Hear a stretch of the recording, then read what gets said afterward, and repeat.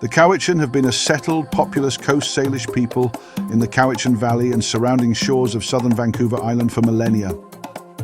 They have well-documented cultural achievements including distinctive weaving and knitting traditions, the famous Cowichan sweater, sophisticated resource management, and dense village life.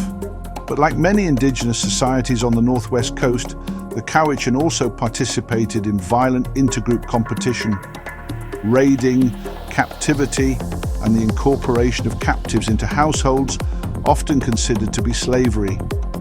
The regional system of raiding and captive taking is often called Northwest Coast slavery by anthropologists. Estimates suggest 15 to 25% of the pre-contact Coast Salish population in some areas consisted of captives or their descendants. Captives were inherited, traded, sometimes ransomed, adopted or killed in potlatches to display status.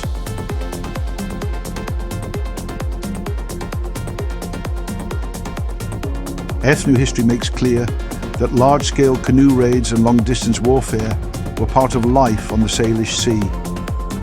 Warriors from Cowichan villages sometimes mounted raiding expeditions that travelled considerable distances by sea to attack other settlements, seize wealth, and capture people.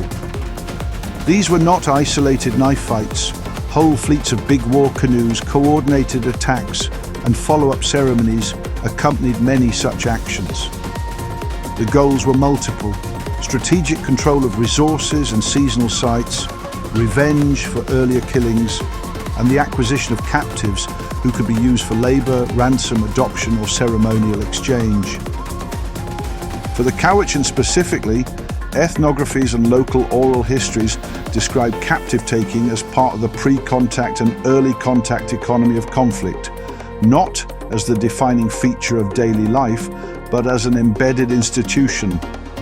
Captives were used for labour in households as items in exchange networks and as a way to cement status after victory.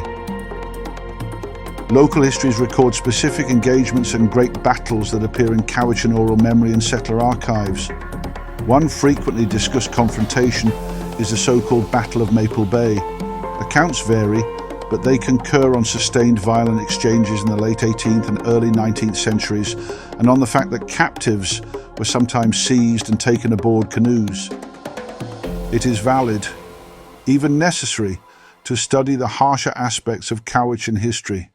A clear-eyed account refuses romanticization and treats Indigenous societies as morally complex agents, capable of both cruelty and compassion, much like the European settlers that would eventually settle Western Canada and British Columbia.